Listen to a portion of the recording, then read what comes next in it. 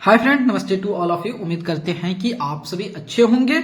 आज हम लोग जो चैप्टर स्टार्ट करने जा रहे हैं, हम लोग चैप्टर तो स्टार्ट कर दिए, लेकिन उसमें कुछ टॉपिक बचे हुए, उस टॉपिक को एक्सप्लेन करते हैं। वह है अपना एरिया। देखिए, एरिया क्या होता है? कोई भी फिगर, या आपका रेक्टेंगल हो गया, स्क्वायर हो गया, ट्रेपेजियम हो गया, रोम्बस हो गया, कोई भी फिगर ले लो, ठीक है, सर्कल हो गया, कोई भी फिगर। तो उस फिगर के अंदर जो रीजन होता है, जो क्षेत्र होता है, उस क्षेत्र को कैलकुलेट करना, that means area find out करना, उसी को एरिया कहते हैं। उसको वैल्यू को फाइंड आउट करना मतलब हम एरिया कहते हैं।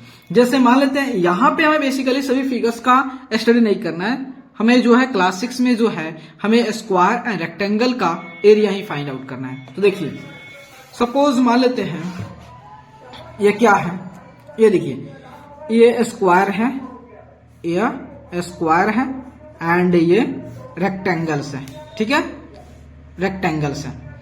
तो ये फिगर जो है, ये फिगर जो, इस फिगर के अंदर जो रीजन है, पेंसिल यूज करते हैं, देखिए रीजन है, ये रीजन जो है, इस रीजन के वैल्यू को पता करना ही क्या कहलाता है? एरिया कहलाता है। इसके रीजन, इस रेक्टेंगुलर फिगर के अंदर जो रीजन है, इस रीजन के वैल्यू को पता करना ही क्या कहलाता है? एरिया कहलाता है। ये क्या है? स्क्वायर है, स्क्वायर है और रेक्टेंगल है, रेक्टेंगल है। स्क्वायर रेक्टेंगल में अंतर क्या है? स्क्वायर के सभी साइड इक्वल होते हैं, लेकिन रेक्टेंगल के मात्र उसके अपोजिट साइड ही इक्वल होते हैं। ये सभी साइड इक्वल नहीं होते हैं, इसलिए इसका नाम रेक्टेंगल। रेक्टेंगल स्क्वायर कब हो सकता है? यदि रेक्टेंगल का एडजेसेंट साइड जो है, ये साइड और ये साइड इक्वल हो जाए, देन रेक्टेंगल्स मेक्स स्क्वायर या बिकम्स स्क्वायर, स्क्वायर बन जाएंगे। तो देखिए, तो इसमें ये तो अगर मान लेते हैं ये साइड हो गया, साइड, ठीक है, साइड को ए से भी डिनोट कर सकते हो या एस से भी डिनोट कर सकते हो, ठीक है। रेक्टेंगल में क्या होता है? देखिए, यहाँ पे सभी साइड जो होता है इक्वल होता है, इसलिए हमें या तो ए यूज करते हैं या एस यूज करते हैं। लेकिन क्या होता है रेक्टेंगल केस में जो होता है, उसमें जो होता है दो उसके एडजेसेंट साइड जो होता है सेम नहीं होता, इसके अपोजिट साइड सेम होते हैं, ठीक है, लेकिन एडजेसेंट साइड इक्वल नहीं होता है। इसलिए हम क्या करते हैं, जो लंबा साइड होता है उसको एल से रिप्रेजेंट करते हैं और इसको बी से, ब्रेथ। एल फॉर जो होता है क्या होता है? लेंथ होता है एंड बी फॉर ब्रेथ होता है, ठीक है, तो ब्रेथ होता है। तो अब इसी का हम क्या पता करेंगे? एरिया पता करेंगे। वही एरिया मतलब कुछ और नहीं, इस जो भी प्लेन फिगर है, इस प्लेन फिगर के अंदर जो भी रीजन है उसको फाइंड आउट करना, कितना इस प्लेन फिगर के अंदर रीजन है उसको पता करना, डेट मीन्स एरिया। तो देखिए, तो इसकी फॉर्मूला देखिए, अब यहां बात देखिए कि इसको कैसे फाइंड आउट। देखिए, यहां पे दोनों का लेंथ और ब्रेथ का, दोनों का यूनिट सेम होना चाहिए। अगर जो लेंथ जो है मीटर में है तो ब्रेथ भी मीटर होना चाहिए, अगर लेंथ सेंटीमीटर में है तो ब्रेथ भी सेंटीमीटर। देखिए, कोई भी एक यूनिट में कन्वर्ट करके तभी आप सॉल्व कीजिएगा, नहीं तो अगर लेंथ को आप मीटर में लेते हो और ब्रेथ को सेंटीमीटर में ले लोगे तो आपका आंसर गलत आएगा, तो आप कैलकुलेशन भी गलत कर रहे हो, ठीक है। इसलिए आपको पहला ध्यान रखना है कि इसकी यूनिट जो है वह सेम होना चाहिए। यूनिट में कोई वो डिफरेंस यूनिट को फॉलो नहीं करना चाहिए, हमेशा सेम यूनिट को फॉलो करना चाहिए, ठीक है। तो अब इसकी फॉर्मूला को देख लेते हैं। तो फॉर्मूला आपको दिखाता हूं, इस सभी फॉर्मूला को। तो यहां देखिएगा, तो फॉर्मूला जो है, अगर रेक्टेंगल केस में है तो रेक्टेंगल में लेंथ इंटू ब्रेथ होता है, length into breath square unit हो जाता है। तो वही जो देखिए, यहां पे मैं आपको बता रहा हूं रेक्टेंगल केस में, यहां पे आपको फिगर के हेल्प से बता रहा हूं कैसे होता है ये सब। देखिए, रेक्टेंगल में एरिया निकालने का फॉर्मूला होता है लेंथ इंटू ब्रेथ, ठीक है, ब्रेथ होता है। तो ये फॉर्मूला तो आप तो ऐसे, यही फॉर्मूला आप याद कीजिएगा, ठीक है, यही फॉर्मूला याद रखिएगा। अब देखिए, इसको क्या कहते हैं, इधर से इधर करके इसको डिफरेंट फॉर्मूला आपको क्रिएट कर दी जाती है, उस पर फोकस मत कीजिए। देखिए, मान लेते हैं कि एरिया है, अगर एरिया जो है, अगर हमें ब्रेथ निकालना हो तो लेंथ को इधर शिफ्ट कर देंगे, लेंथ को इधर शिफ्ट कर देंगे तो अपना ब्रेथ आ जाएगा, ठीक है।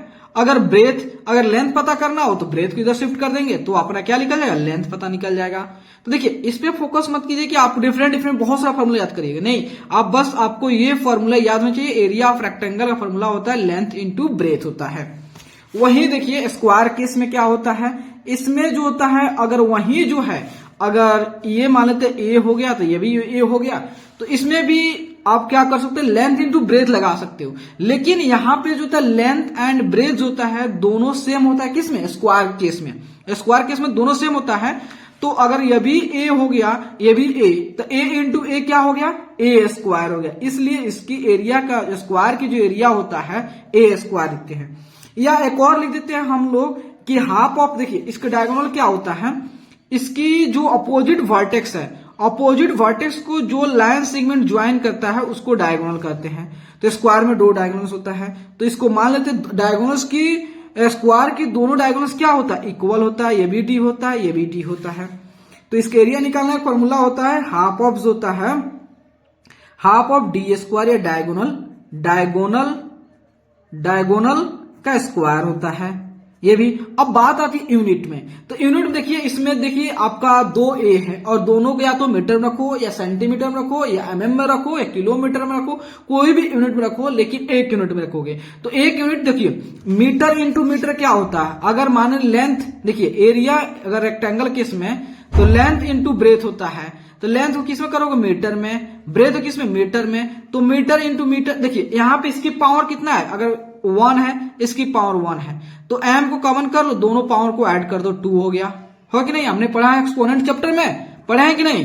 तो वही जो है ये क्या है, इसकी जो हमेशा एरिया केस में जो उसकी जो यूनिट होती है उसकी जो वो मीटर स्क्वायर होती है, सेंटीमीटर होता है, वो भी है स्क्वायर के फॉर्म में। तो मीटर स्क्वायर, मीटर स्क्वायर हो, सेंटीमीटर स्क्वायर हो या एमएम स्क्वायर हो, किलोमीटर स्क्वायर हो, मतलब कोई भी इसकी जो होगी हमेशा स्क्वायर में। क्यों, क्योंकि इसमें 2 डायमेंशन, एक लेंथ एंड ब्रेथ है, ठीक है। तो इसकी एरिया तो या ए स्क्वायर जो होता है, ए स्क्वायर आ गया, स्क्वायर यूनिट लिख दीजिएगा, स्क्वायर यूनिट, ठीक है। ये भी स्क्वायर यूनिट हो जाएगा। कोई भी यूनिट को फॉलो करे, मीटर को फॉलो करे, सेंटीमीटर को फॉलो, कोई चीज को, तो यहां भी स्क्वायर यूनिट हो जाएगा, ठीक है। ये सभी जो आपका स्क्वायर यूनिट हो जाएगा, जो भी होगा, ठीक है। पेरीमीटर आप जानते हो, रेक्टेंगल का पेरीमीटर फॉर्मूला क्या होता है, तो पेरीमीटर फॉर्मूला होता है 2 इंटू पेरीमीटर का rectangle formula 2 into L plus B, and square में किस में होता है, पेरीमीटर में स्क्वायर केस में होता है आपका क्या होता है 4 इंटू ए। ये क्यों होता है, हमने पेरीमीटर वाले चैप्टर में, पेरीमीटर वाले वीडियो में ऑलरेडी एक्सप्लेन कर दिया, ठीक है। तो चलते इस पे कुछ क्वेश्चन करते हैं ताकि आपका डाउट जो है पूरी तरह से क्लियर हो जाए, ठीक है।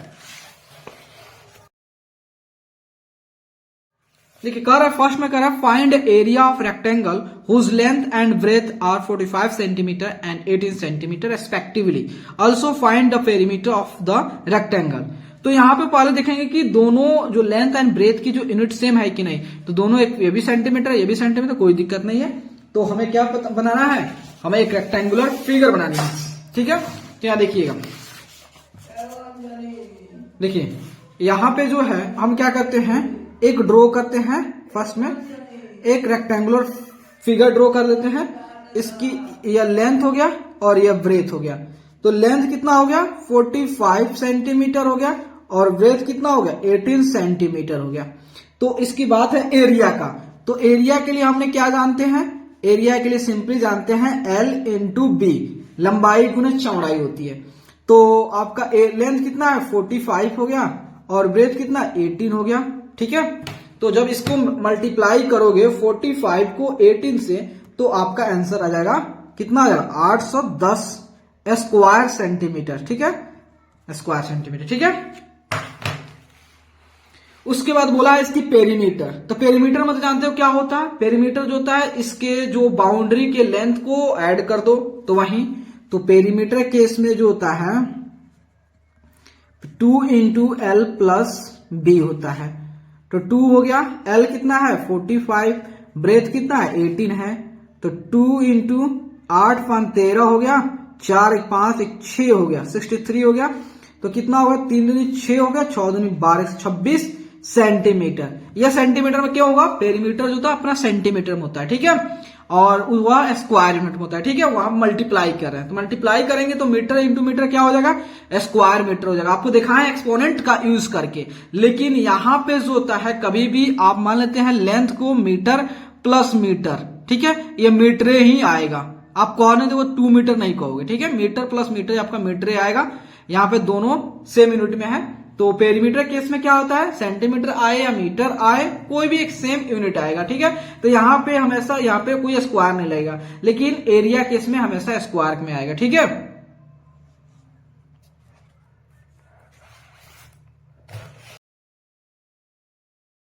सेकंड में देखते हैं, find area and perimeter of rectangular plot of land whose length and breadth are 28.5 centimetre 20 metre. देखिए यहां कह रहा है कि वही जो एक रेक्टेंगुलर प्लॉट है जिसका लेंथ एंड ब्रेथ आपको प्रोवाइड किया गया है, देन उसकी एरिया एंड पेरीमीटर पता कीजिए। कैसे पता कीजिएगा, तो यहां देखिएगा, यह मान लेते हैं एक रेक्टेंगुलर प्लॉट है, इसकी लेंथ जो है वह दिया है 28.5 है, ब्रेथ जो होता है 20 मीटर है। तो एरिया की बात है, तो एरिया इक्वल टू क्या होता है, length into breadth, then L कितना है 28.5 ना 20, इसको कैसे डेसिमल को हटाओगे तो 1, डेसिमल कितने डिजिट है, 1 1 0, ये 0 0 कैंसिल हो गया, डेट मीन्स 285 इंटू 2, देन 5 दूनी 10, 8 दूनी 16, 1 17, 2 दूनी 4, 1 5, 570 स्क्वायर मीटर हो गया, ठीक है। वही जो पेरीमीटर, तो पेरीमीटर की बात है, तो पेरीमीटर फॉर्मूला क्या होता है, 2 इंटू एल प्लस बी हो गया, देन 2 इंटू एल कितना होगा 28.5 प्लस 20 हो गया। देन इसको सबसे पहले ऐड करने के लिए क्या करेंगे, लाइक डेसिमल कन्वर्ट करेंगे, 28.5 प्लस 20.0, क्योंकि अगर हम जानते हैं कोई भी अगर नंबर्स है उसको लाइक डेसिमल में कन्वर्ट करना है, देन हम क्या करेंगे, उसमें एक्स्ट्रा जीरो ऐड करके उसको लाइक डेसिमल में कन्वर्ट कर देंगे, ठीक है।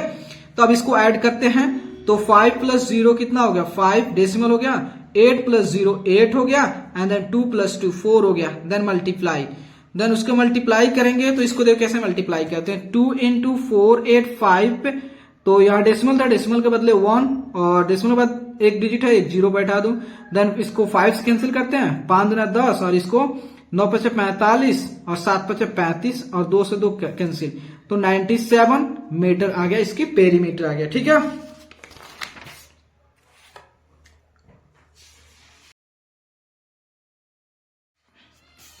उसके बाद क्वेश्चन नंबर 3 का है, find a cost of cultivating a rectangular field 80 metre long and 35 metre wide at 15 per square meter. Also find the cost of fencing the field at 24 rupees per meter. यहाँ question देखिए, मैं आपको पूरी अच्छे से deeply समझाने की कोशिश करूंगा। देखिए यहाँ पे कह रहा है कि एक रेक्टेंगुलर फील्ड है, इसको अच्छे से समझिएगा, मैं इस क्वेश्चन को थोड़ा सा ज्यादा ध्यान दे रहा हूं, ठीक है, क्योंकि ये क्वेश्चन आने की चांसेस ज्यादा होती है, ठीक है। रेक्टेंगुलर फील्ड यहां पे कह रहा है कि इसमें कह रहा है कॉस्ट ऑफ कल्टीवेटिंग, मतलब जो होता है इसमें कोई चीज फसल लगा होगा और इस फील्ड की कटाई करनी है, कटाई करना है मतलब सभी रीजन में, सभी क्षेत्र में लगा होगा, सभी क्षेत्र में लगा, इसका मतलब एरिया पता करना है, ठीक है। उसके बाद बोला है कि इसकी लेंथ जो है वह लेंथ आपका 80 metre is given and breadth is 35 metre is given, okay, no problem से यहां तो हो गया। अब बोला है कि इसकी कटाई बताइए कितना। अब यहां पे एक और दिया, रेट ऑफ जो कल्टीवेशन दिया हुआ है, यहां पे लिख देते हैं रेट ऑफ, या समझिए क्वेश्चन, रेट ऑफ कल्टीवेशन दिया already, cultivation rate of cultivation मतलब दिया है, कितना दिया है आपको 15 जो है 15 स्क्वायर मीटर, इसका मतलब समझते हो 15 स्क्वायर मीटर का मतलब कि ये रेक्टेंगुलर फील्ड है, इस रेक्टेंगुलर फील्ड का 1 स्क्वायर मीटर, सपोज मान लेते हैं यह 1 यूनिट है, यह भी 1 है, तो 1 स्क्वायर मीटर इतना, तो इतना का जो कॉस्ट आ रहा है वो 15 रुपया आ रहा है। लेकिन अगर टोटल हमें इस खेत की कटाई करनी है कितना रुपया होगा, तो 1 मीटर का दाम 15 रुपया, तो टोटल या 1 स्क्वायर मीटर का 1 स्क्वायर मीटर का कटाई का दाम जो 15 रुपया है, तो टोटल स्क्वायर मीटर का कटाई का दाम कितना होगा, सिंपली क्या फाइंड आउट करोगे, एरिया, क्योंकि हमें रीजन से मतलब है, तो जब भी रीजन से मतलब हो जब भी हमें एरिया निकालेंगे, ठीक है। तो area of rectangular field, okay, understood, area of the rectangular field, area of the rectangular field equal to क्या फॉर्मूला, 2 इंटू नहीं यार, L into B, okay done. तो L कितना 80 एंड ब्रेथ कितना 35, देन मल्टीप्लाई 0, 8 से 40 और 8 से 24, 24 से 24 कितना होता है 28, 2800, ठीक है। 2800 क्या आया, ये स्क्वायर मीटर इस रेक्टेंगुलर फील्ड की रीजन का वैल्यू आ गया। अब हमें पूछ रहा है कि cost of cultivation, cost of cultivation, cost of cultivation. तो यहां जानते हो 15, 1 मीटर स्क्वायर का दाम, यहां समझिए 1 मीटर स्क्वायर का दाम 15 रुपीज है, 1 मीटर स्क्वायर का दाम 15 रुपीज है। तो इतना स्क्वायर मीटर दाम कितना होगा, सिंपली मल्टीप्लाई, क्यों, क्योंकि हम जानते हैं जब भी एक का दिया हो ज्यादा के लिए पूछे सिंपली मल्टीप्लाई करेंगे। तो इसका मतलब 15 इंटू हमें कितना 800 स्क्वायर मीटर बताना था, तो 15 इंटू 2800, वो कितना इजी हो गया। देन इसका मल्टीप्लाई कीजिए, तो 15 से 28 को मल्टीप्लाई करोगे तो आपका आ जाएगा 420 और 2 जीरो एक्स्ट्रा है, तो इतना रुपया जो आपका होगा कितना होगा 3, देन 42,000 रुपया जो है आपका लग जाएंगे टोटल इस रेक्टेंगुलर फील्ड की कटाई करने के लिए। लेकिन साथ में एक और क्वेश्चन बोला है, क्या क्वेश्चन बोला है, कह रहा है कि इसके चारों तरफ हमें बैरिकेडिंग लगानी है, मतलब इसकी घेरावा करना है। तो कह रहा है घेरावा कॉस्ट कितना आएगा, तो यहां पे ऑलरेडी मेंशन किया है कि अगर आप 1 मीटर यहां से लेके यहां तक घेरावा कर रहे हो तो उसका आपको 24 रुपए देना पड़ेगा, उसको 24 रुपए आपका लागत लगेगा। लेकिन आपको घेरावा टोटल करनी है, तो टोटल घेरावा करना है मतलब इसकी पेरीमीटर पता करेंगे। तो चलिए पेरीमीटर पता कर लेते हैं। तो पेरीमीटर इक्वल टू क्या होता है 2 into L plus B, then 2 into L is what, L is 80 and B is what 35, then 2 equal to 5 plus 0 5 and 8 plus 3 11, 11 into 2, देन कितना हो गया, तो 5 गुना 10 हो गया, 10 और 2 1 3 हो गया और 2 230, या क्या हो गया मीटर हो गया ना, मीटर हो गया। देन आपको बोला है ऑलरेडी इसका रेट ऑफ जो है फेंसिंग में दिया, रेट ऑफ यहाँ पे लिख रहा हूं मेंशन कर रहा, rate of fencing is already given, कितना दिया है, वह दिया है 24 रुपीज पर मीटर। इसका मतलब समझते हो, इसका मतलब होता है कि 1 मीटर फेंसिंग का कॉस्ट जो है 24 रुपया है, तो बताना है 230 मीटर फेंसिंग का दाम कितना होगा, तो 24 इंटू 230, क्यों, क्योंकि एक के लिए दिया और ज्यादा के लिए मल्टीप्लाई कर देनी है। मैं हमेशा कंसेप्चुअल पढ़ाता हूं 230, तो आपका आ जाएगा 5520, मतलब 5520 रुपया लग जाएंगे टोटल इस रेक्टेंगुलर फील्ड की तरह घेरावा करने के लिए। ठीक है, समझ रहे हो ना, कितना क्वेश्चन इजी है, बस फिल करते जाइए, मैं आपको कंसेप्ट देने के लिए मैं हूं ना। चलिए नेक्स्ट क्वेश्चन देखते हैं। देन आपको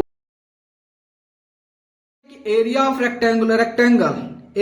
rectangle is 630 square centimetre and its length is 35 centimetre, find the perimeter of rectangle. काफी इजी क्वेश्चन है, कैसे, ऑलरेडी रेक्टेंगल दिया हुआ है, देन लेंथ दिया हुआ है। हम जानते हैं एरिया में 3 टर्म्स है, एक एरिया, एक लेंथ, एक ब्रेथ। तो हम अगर तीनों में से कोई एक टर्म्स अननोन हो, नहीं दिया हो, तो उसको इजिली फाइंड आउट कर लेंगे, कोई दिक्कत नहीं है। अगर 2 नहीं दिया रहता तब तो दिक्कत हो जाती, लेकिन यहां पे एक ही नहीं दिया, इसका मतलब इजिली हम फाइंड आउट कर लेंगे, क्या दिक्कत है। तो चलिए इस क्वेश्चन देखते हैं, सॉल्व करते हैं। तो एक रेक्टेंगुलर फील्ड है, देन इसकी एरिया जो है ऑलरेडी गिवन है, कितना है 630 स्क्वायर सेंटीमीटर है इसकी area, okay, square is given 630 centimetre square है।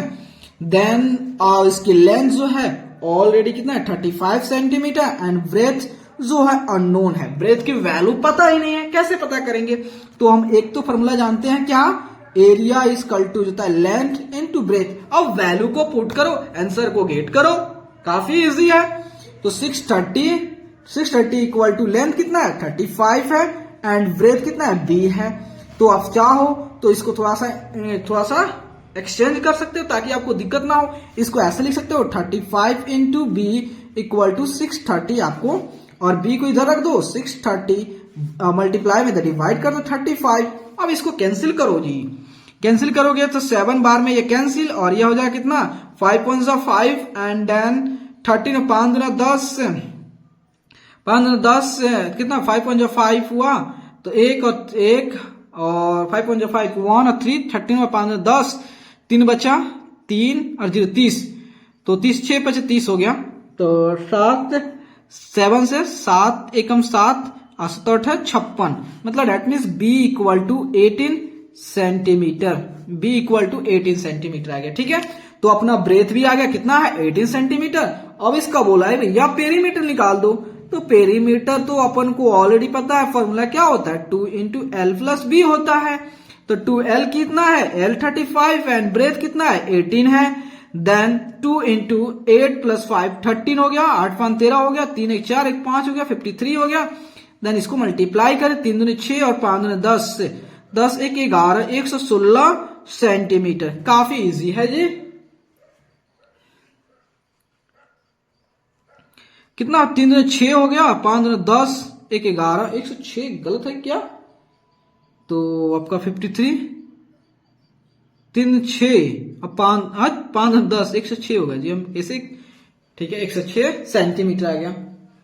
तो अगर आप चाहते हो इसको मीटर में एंड सेंटीमीटर में शो करना, काफी इजी है। तो देखिए इसको लिख सकते हो 100 प्लस 6 लिख सकते हो। तो 100 यस ये भी सेंटीमीटर हो गया और ये भी सेंटीमीटर हो गया। तो 100 सेंटीमीटर को बराबर 1 मीटर के बराबर लिख सकते हो और ये 6 सेंटीमीटर लिख सकते हो। ये दूसरा भी मेथड है, उस पे इसको फॉलो कराएंगे। ठीक है, उस तरह भी देखिए क्या कीजिए, इसको सेंटीमीटर में है मीटर में करना है, इसको कैसे मल्टीप्लाई डिवाइड कर दीजिए 100 से, तो 1.06 आ जाएगा, मतलब 1 मीटर 6 सेंटीमीटर आ जाएगा। ओके, कह रहा है कि 5 नंबर का है room is 20 metre long and 80 metre broad, find the cost of carpeting the room with a carpet of width 1.5 metre at a rate of 60 rupees per metre. अब ये क्वेश्चन कर रहा है कि रूम है जिसकी लंबाई 20 मीटर चौड़ा 20 मीटर लंबा है और 18 मीटर चौड़ा। एक रूम है जिसकी लंबाई 20 मीटर है, चौड़ाई 18 मीटर है। अब कह रहा है कि उसमें जो है कारपेट बिछानी है उस रूम में, तो रूम में कारपेट बिछानी है, लेकिन कारपेट का जो कॉस्ट है वह 60 रुपया पर मीटर है। अब जानते हो कारपेट जो है वो मीटर के अकॉर्डिंग बिकता है, तो यहाँ पे जो कारपेट की जो चौड़ाई है वो आपको मेंशन दिया है 1.5 मीटर दिया है। तो अब कारपेट तो बिकता है लेंथ वाइज, तो इसमें लेंथ पता करना पड़ा कारपेट की लेंथ कितना है, देन आप क्वेश्चन को सॉल्व कर लोगे। चलिए इसको सॉल्व करके दिखाते हैं। तो यहां देखिए, मान लेते हैं यह एक रेक्टेंगुलर रूम है, एक रेक्टेंगुलर रूम है। इस फिगर पे मत जाओ जी, मैं पहले ही बोला कि फिगर पर ना जाएं। यह लेंथ हो गया एंड यह ब्रेथ हो गया। तो लेंथ कितना है 20 मीटर है एंड ब्रेथ कितना है, ब्रेथ जो है 18 मीटर है। Length is also 20 metre and breadth is 18 metre is given, both are in the same units, no any problems. Okay, then आपसे पूछा है कि इसकी जो कॉस्ट ऑफ कारपेटिंग का दी, आपको रेट ऑफ कारपेटिंग दिया हुआ है। देखिए rate of carpeting is already given, what the value, rate of carpeting जो है वो आपको दिया कितना है, रेट ऑफ कारपेटिंग दिया है आपको 60 rupees per metre, 60 rupees per metre दिया है। लेकिन एक बात है कि कारपेट का विड्थ दिया है, विड्थ ऑफ जो है width of carpet already given कितना दिया है, विड्थ ऑफ कारपेट जो है 1.5 मीटर। और हम जानते हैं कारपेट जो है लेंथ के अनुसार, लेंथ के अकॉर्डिंग बिकता है, तो हमें उसका लेंथ पता करना पड़ेगा। अब बात क्वेश्चन फिल कीजिए, यहां पे थोड़ा सा मिस्टेक होंगे तो क्वेश्चन आपको समझना काफी डिफिकल्ट हो सकती है, इसलिए मैं आपसे उम्मीद करूंगा कि आप यहां पे जरूर फोकस करें। ठीक है, तो देखिए रीजन यहां पे क्या करें, कारपेट बिछानी है तो इसी रूम में यहीं पे इसी पे बिछाएंगे कारपेट। इसका मतलब इस रूम के अंदर बिछा रहे हैं, मतलब रीजन को उसी रीजन बिछा रहे हैं, मतलब एरिया पता कर रहे हैं। इसका मतलब जितना एरिया जो है इस रूम का होगा उतना ही एरिया जो है उस कारपेट जब बिछा दोगे उसका भी एरिया उतना ही होगा। मतलब कारपेट की एरिया एंड रूम की एरिया दोनों सेम होगा, क्योंकि कारपेट जो है उसको रूम के अंदर ही बिछा रहे हो, इसका मतलब रूम के एरिया एंड उस कारपेट के एरिया सेम होगा। एक बात ध्यान रखने वाली बात है, तो area of the room equal to area of laid carpet laid carpet मतलब बिछा हुआ कारपेट, जो बिछा हुआ कारपेट इन द रूम, मतलब रूम में जो बिछा हुआ कारपेट है उसकी जो एरिया एंड रूम की एरिया दोनों सेम होगा, क्योंकि कारपेट जो है वो रूम में ही बिछाया गया है। तो रूम की एरिया क्या होगा, L इंटू बी, एंड इसका भी होगा L1 इंटू B1, क्योंकि इसको अलग नेमिंग कर देता हूं। रूम की लेंथ कितना है 20 है, ब्रेथ कितना है 18 है, एंड कारपेट की लंबाई नहीं पता है, कारपेट की चौड़ाई पता है 1.5 है, नो प्रॉब्लम्स। देन इसको थोड़ा सा एक्सचेंज कर दीजिए, इस तरह लिखना है 1.5 into L1 equal to 20 into 80, से कोई दिक्कत नहीं पड़ेगा आपका। बस हम इधर भी लाके सॉल्व कर देते, लेकिन आपको थोड़ा सा कंफ्यूजन होता है, इसलिए जो जनरली जो हम ऐसा जिस वैल्यू को फाइंड आउट करते हैं उसको लेफ्ट में रखते हैं और नंबर वाले पार्ट को राइट में रखते हैं, ऐसे जनरली आप जनरली ऐसा इसको ट्रीट करते हो, ठीक है, इसलिए इसको किया है हमने। तो L1 equal to 20 into 18 by 1.5, इस डेसिमल को हटाओगे नीचे है तो डेसिमल ऊपर 1 चला जाएगा, डेसिमल कितना डिजिट है 1, तो 1 0, जब नीचे होगा तो ऊपर जाएगा, ऊपर होगा तो नीचे आएगा, ये बात कंसेप्ट याद रखियो।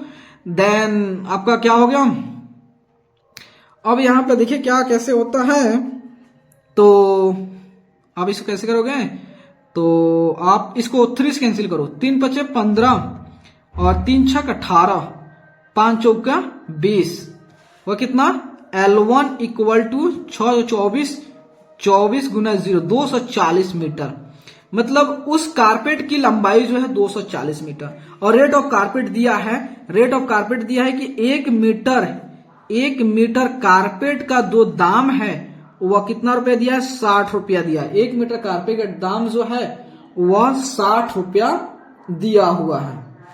तो हमें कितना मीटर कारपेट दाम निकालना है 240 मीटर कारपेट का दाम, तो 60 इंटू 240, तो कितना होगा 0 0 2 0 है, और 6 चुका 24 के 4 और 6 12 और 2 14, ठीक है 14,400 रुपया होगा।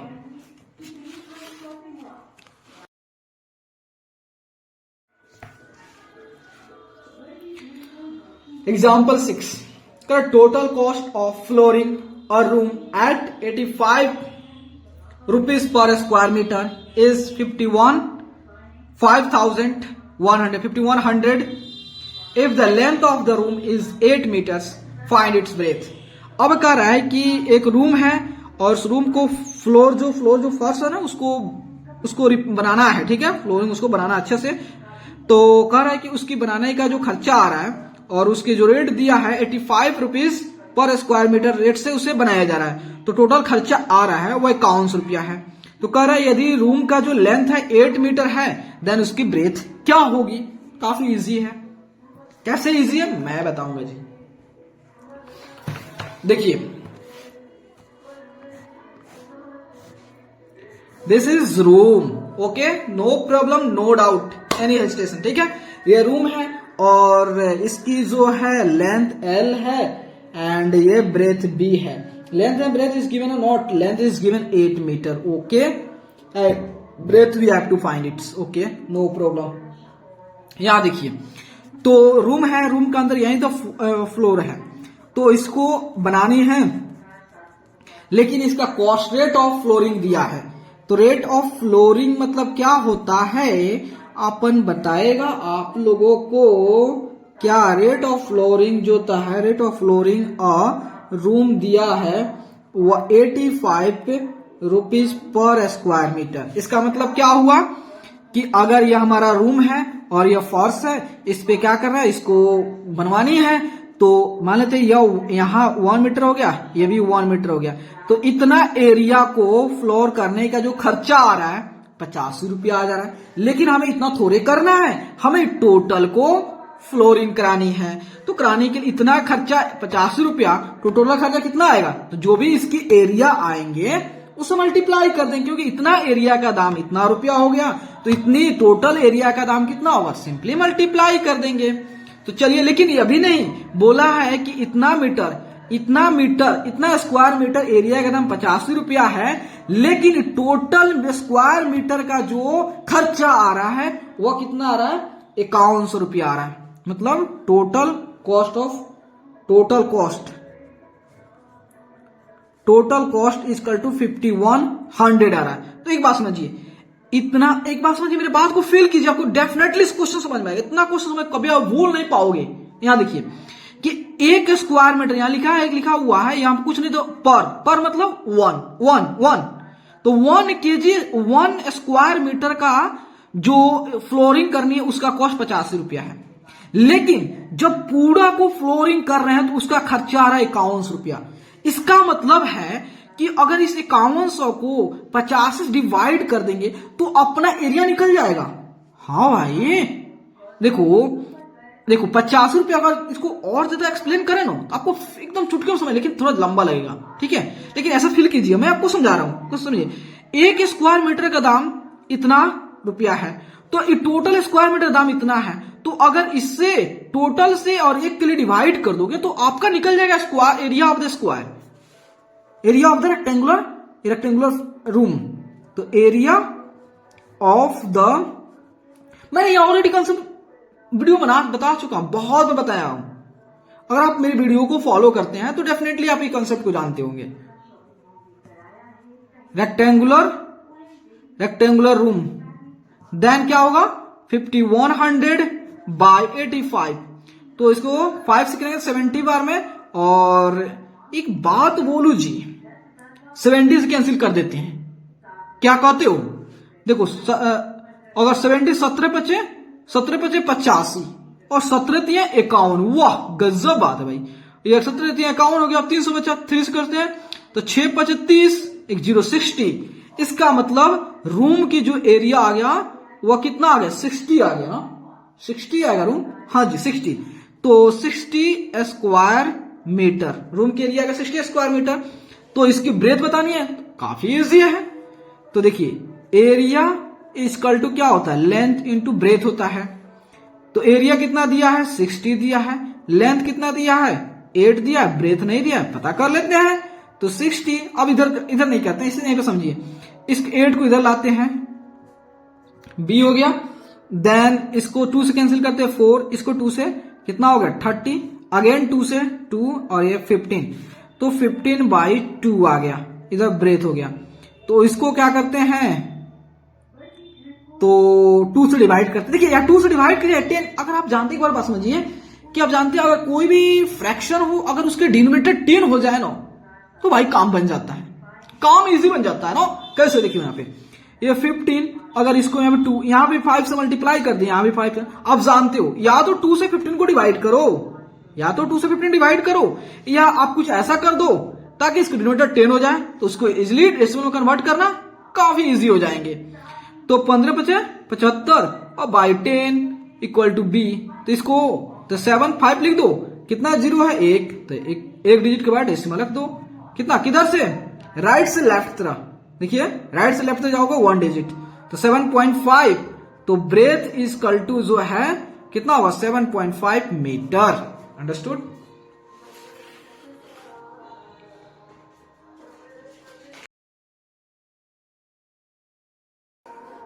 यहां देखिए क्वेश्चन नंबर 7 कह रहा है कि a room is 8 metre long and 6 metre wide. Its floor is to be covered with rectangular tiles of size 25 centimeter by 20 centimeter. How many tiles will be required? Find the cost of these tiles at 25 rupees per tile.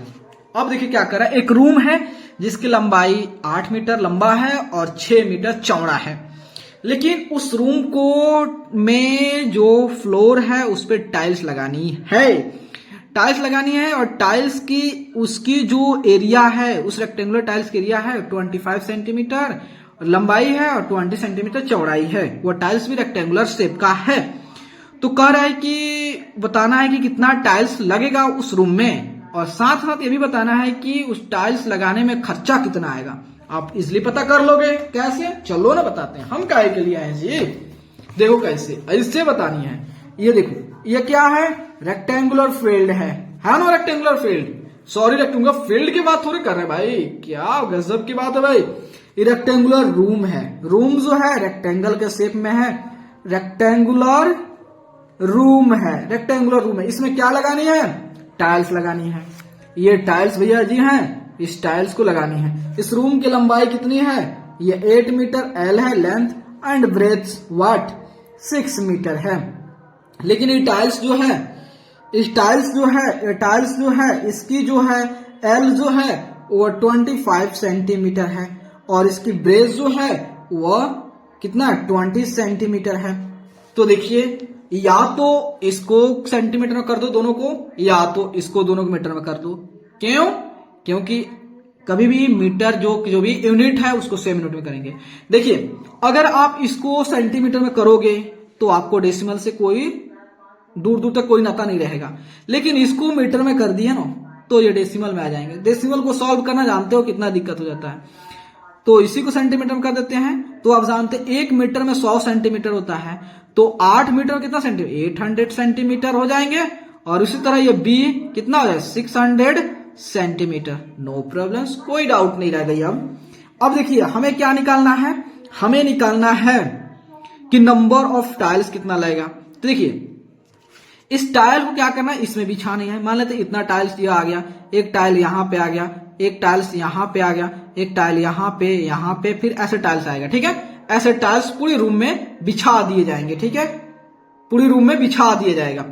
तो पूरी room में tiles को बिछा दिया जाएगा तो कितना tiles लगेंगे? तो देखिए, अगर इसके लिए क्या करेंगे, हम इस रूम का एरिया निकाल लेंगे।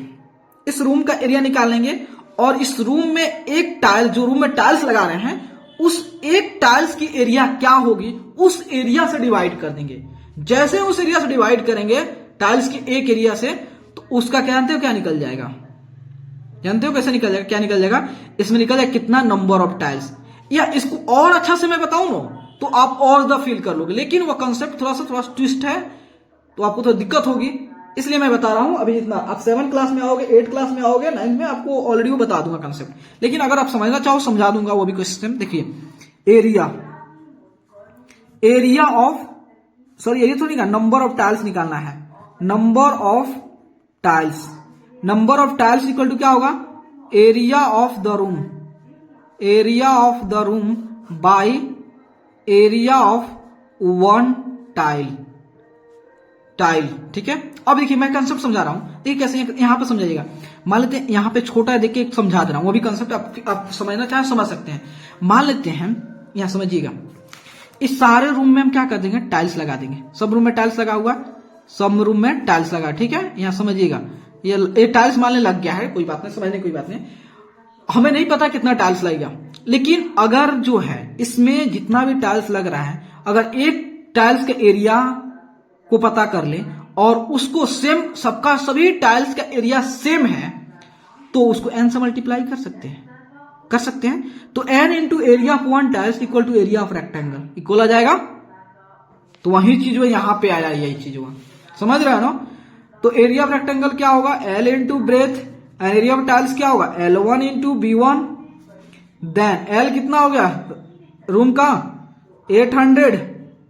ब्रेथ कितना होगा? 600। L1 कितना होगा टाइल्स का? 25 है, यहां पे है, ये L1 मान लेते हैं, ब्रेथ B1। तो 25 इंटू 20, तो 0 0 कैंसिल। उसके बाद जो है इसको 2 से इसको 30 हो गया, देन इसको कैंसिल करते हैं 6 से, 5 से, तो 5 से कैंसिल करेंगे तो 5 बार में, ये 6 बार में, इसको 5 से करेंगे तो 16 पच्चे 80, देन 0, देन कितना हो गया? 0 हो गया, ये सही है ना? 0 हो गया।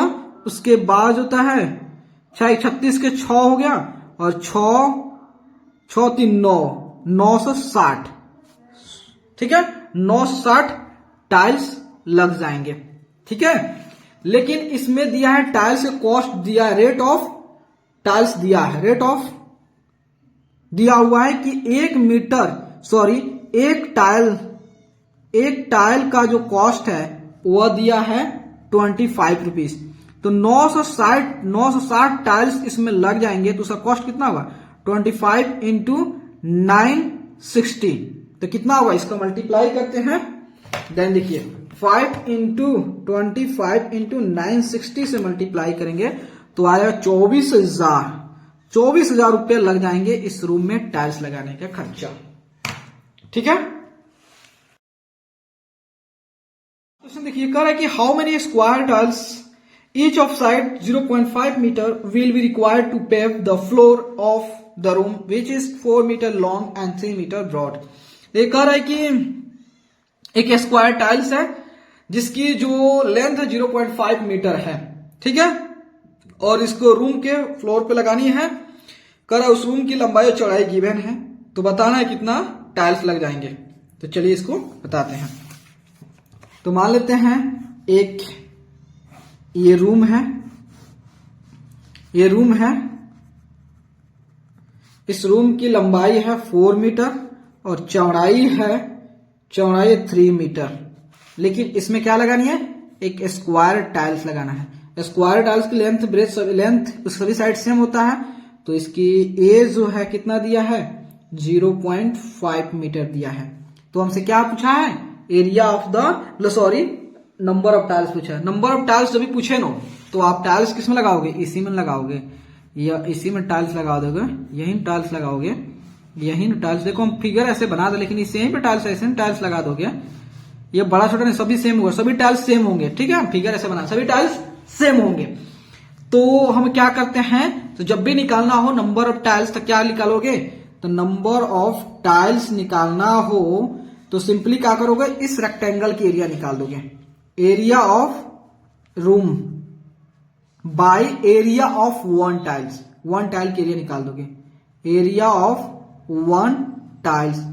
क्यों एक टाइल्स की एरिया निकालते हो, ऐसे क्यों करते हैं, इसका भी कंसेप्ट है, लेकिन बताऊंगा, मैंने प्रीवियस वीडियो में बता चुका हूं, और उससे भी अच्छा जानना है तो एक अलग से वीडियो बना दूंगा, क्योंकि थोड़ा सा तो ट्विस्टिंग है, थोड़ा सा आप हायर क्लास में जाओगे ज्यादा आपको समझ आ पाएगा, ऐसे आपको समझ नहीं आ पाएगा। लेकिन आपको कहोगे समझाने के लिए कोशिश मैं करूंगा, समझा सकता हूं। ठीक है, जैसे यहां देखिए, अगर मान लेते हैं, यहां समझिए, मैं समझा ही देता हूं। देखिए मान लेते हैं इसी रूम में हमें टाइल्स लगाना है, और सभी टाइल्स की जो एरिया सेम है। अगर एक टाइल्स की